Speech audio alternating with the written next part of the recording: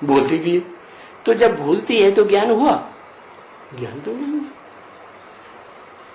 तो आत्मा को ये समझना है पक्का पक्का क्या कि हम मन बुद्धि स्वरूप ज्योति बिंदु आत्मा है। जैसे माँ अपने बच्चे को याद करती है तो उसका रूप पक्का पक्का याद आ जाता है ना। और माँ ने किसी दूसरे आदमी को अपना पति बना लिया, उस बच्चे के बाप को भूल गई तो बच्चा याद आएगा अच्छे से? नहीं याद आएगा। तो ऐसे ही है, पक्का पक्का आत्मा समझने के लिए ये सारा ज्ञान बुद्धि में होना चाहिए। क्या कि हम आत्मा इस शरीर के कंट्रोलर हैं, मालिक हैं।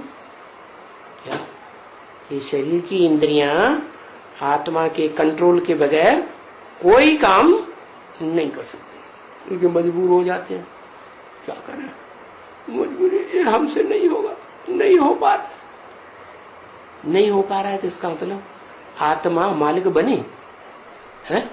आत्मा मालिक नहीं बनी, इस शरीर का बिल्कुल मालिक नहीं बनी।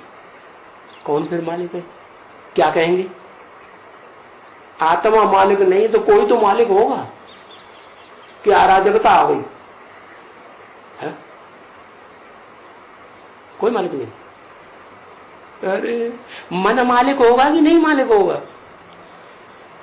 आत्मा मालिक नहीं है। आत्मा मन है समझ शक्ति, परख शक्ति है, क्या दर्शन शक्ति, अच्छे से पहचान ले, वो नहीं है शक्ति। तो फिर मन की चंचल शक्ति तो है ना। मन तो सारी इंद्रियों को जन्म जन्मांतर कंट्रोल करता आया ना। तो कौन कंट्रोलर हो गया? आत्मा या मन कंट्रोलर हो गया? और यहां शूटिंग हो रही है। क्या शूटिंग हो रही है? हम किसके कंट्रोल में हैं? है? मन के कंट्रोल में है, आत्मा के कंट्रोल में नहीं है। सारा शरीर, सारी कर्मेंद्रियां है या नहीं है? प्रैक्टिस करेंगे। ओहो 80 साल हो गए प्रैक्टिस करते करते, अभी तक सही प्रैक्टिस ही नहीं हो पा रही है। अच्छा ठीक है, तुम्हारे मुंह मंगी शक्कर है, प्रैक्टिस कर लेंगे 20 साल के अंदर, जल्दी से।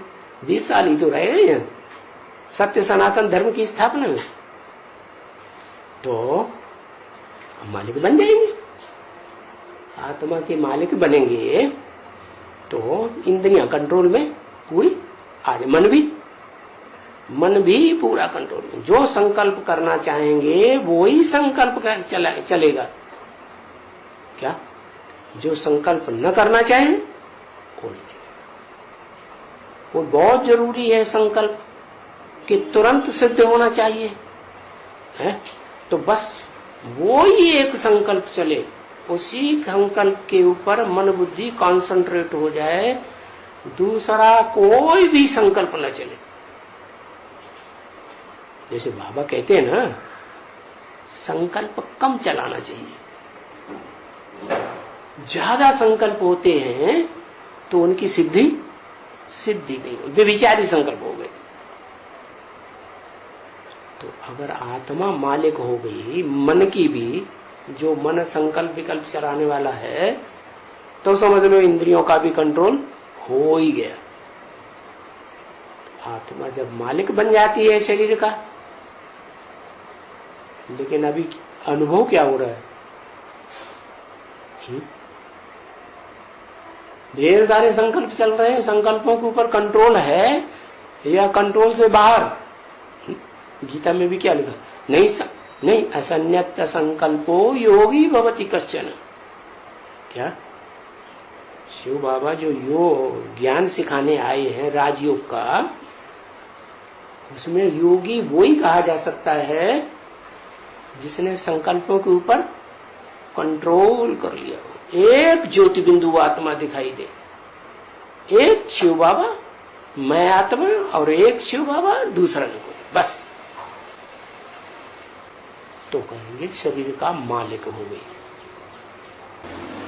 तो शरीर मालिक नहीं है अभी आत्मा का। आत्मा मालिक है या शरीर की इंद्रियां मालिक है?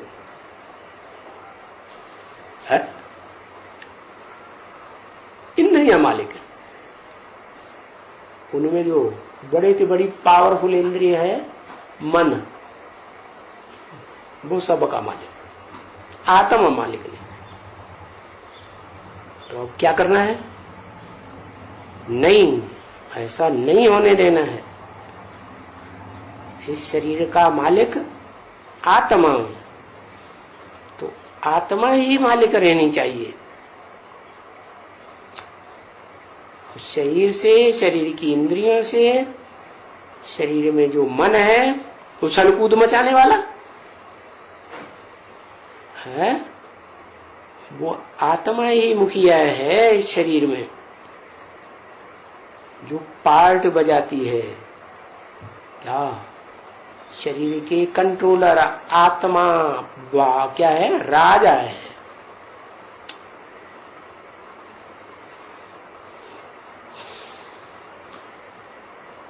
ओम